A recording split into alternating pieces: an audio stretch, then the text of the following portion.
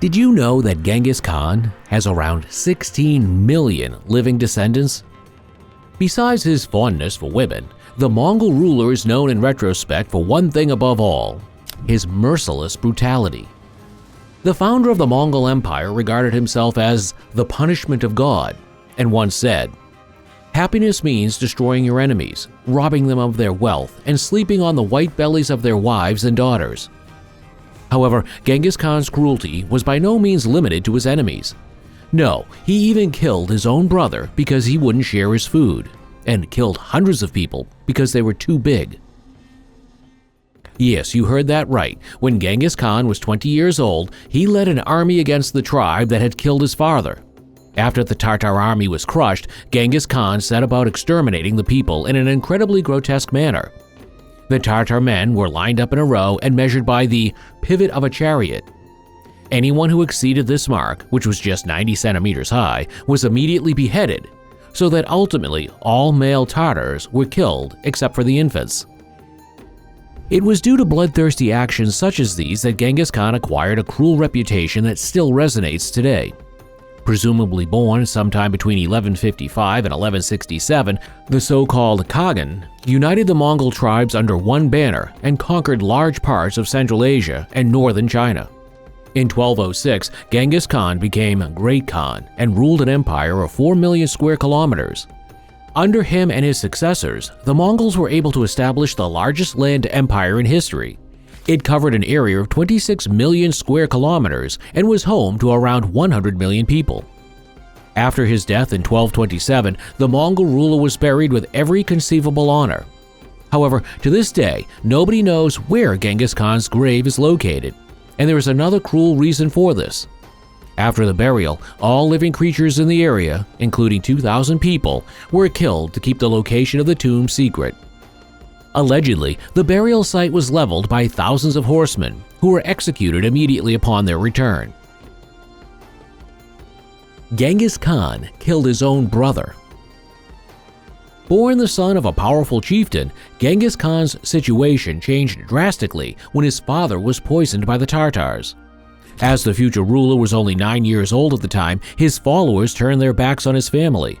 The clan disbanded, and he was left behind as the oldest son with his mother and 4 siblings. Without the protection of the tribe, the family was gradually robbed of all their possessions, and Genghis Khan, who still went by the name of Temujin at the time, quarreled more and more frequently with his half-brother, Bektar. According to legend, Genghis Khan caught a large fish when he was 14 years old and brought it to his family. But Bektar snatched the prey from his hands and refused to give up even a single bite. In his blind rage, Genghis Khan ambushed his brother and murdered him with a bow and arrow. However, he did not get away completely scot-free with his bloody deed. It is said that his mother scolded him. He poured molten silver over an enemy. Genghis Khan was proud of his murderous raids and believed that the widespread terror helped to win over his enemies without a fight. However, Inalchuq, the governor of the city of Ottra, did not want to submit to the terror without resistance.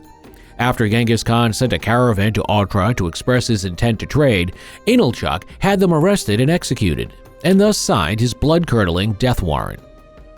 In 1219, the Mongol army entered the city, destroyed the entire garrison, and massacred a large part of the civilian population. Inalchuq also fell into the hands of the enemy and shortly afterwards found himself in Samarkand, where he faced execution. However, he was not simply killed. He was killed by having molten silver poured down his throat. The red-hot mass was also poured into the eyes and ears of the enemy leader. The bones of his victims were mistaken for mountains. It is estimated that around 40 million people fell victim to the Mongols. An already shocking figure, but it becomes even more shocking when we look at an incident that took place during the Chinese campaign. In 1211, Genghis Khan had advanced into the territory ruled by the Jin dynasty with over 100,000 fighters. Within 3 years, the Mongols had reached Zhongdu, now known as Beijing. However, the city walls were 12 meters high and stretched for 29 kilometers, so it seemed impossible to invade the city, and the Mongols did not even try. Instead, they besieged the city and agonizingly slowly starved the inhabitants to death. By the summer of 1215, the people were so desperate that cannibalism became rampant. In the end, the inhabitants surrendered, and the Mongols carried out a cruel massacre and burned Zhongdu to the ground. Months later, an eyewitness described the gruesome scene as follows. The bones of the slaughtered formed white mountains, and the ground was still smeared with human fat. He had 1.7 million people killed to avenge one man. To consolidate and expand his power, Genghis Khan married off many of his daughters to the leaders of his allies. However, the rulers were then usually sent to the front line, so that most of them were no longer alive shortly afterwards. But even if the marriages were always strategic alliances, this does not mean that love was never involved. According to tradition, one of the daughters loved her husband Tokar dearly. After he was killed by an archer from Nishapur, she begged her father to avenge her husband. No sooner said than done. The Mongol troops attacked Nishapur and slaughtered all the inhabitants. Some experts estimated that over 1.7 million people died in the process. However, some historians consider this figure to be somewhat exaggerated. However, there is no doubt that the army killed everyone they could get their hands on. And by that, we really mean everyone.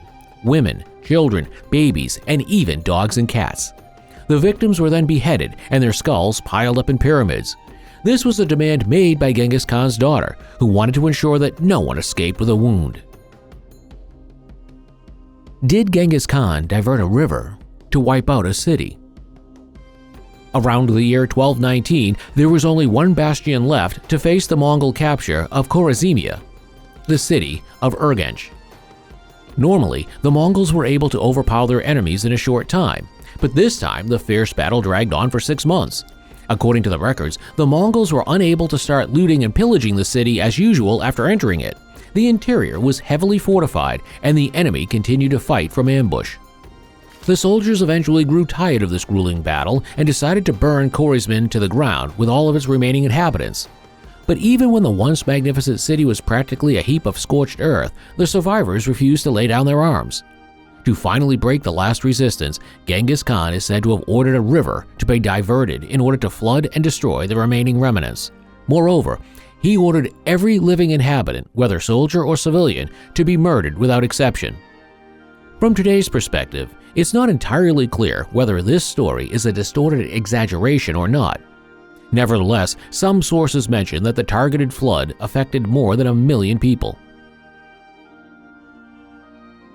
What was that again? About 16 million descendants? Yes, this is the incredibly high number of Genghis Khan's descendants that geneticists have proven in detail in recent years. But how is this even possible? The fact that the brutal Khagan was truly not a child of sadness is shown by the fact that he maintained a harem of 500 women. However, even this number is not enough to explain the enormous number of offspring. Most of them were probably conceived through rape, and in detail, this was the result of a heinous war strategy that involved the systemic abduction and mistreatment of women from conquered territories. In this way, Genghis Khan and the Mongols not only gained satisfaction, but also subjugated the survivors of their campaigns. At the same time, this form of violence also served to severely humiliate the men of the defeated camp. Look, you can't even protect your women. This rival of Genghis Khan was just as cruel. What did Genghis Khan do to a man who, depending on the source, sometimes injured his horse and sometimes himself with an arrow? That's right, he took him into his ranks as an ally. While this remarkable incident was only the absolute exception to the atrocities, we should not forget that some of the ruler's rivals were no less mad and barbaric. Before Genghis Khan united the Mongol tribes, he was confronted by other tribal leaders who also made great claims to power. One of these was Jumaka, for whom terms such as grace and mercy were also foreign words. After winning a great victory on the battlefield, Jumakar had 70 cauldrons brought in to boil 70 enemy generals alive. Whether this was the exact number and whether only one person ended up in the cauldron at a time can no longer be conclusively determined. What is certain, however, is that the cruelty of the executions could not be surpassed. According to reports, several bystanders fainted from shock. The victims' cries of pain are said to have been horrific, and the sight of what was being done to them was something that most spectators could not bear. Genghis Khan had his high-ranking enemies trampled, their backs broken, and there was the incident with the molten silver. But compared to what Genghis had done to his opponents, the Kagan's actions seem almost less barbaric. Subscribe now for free and never miss a new video again.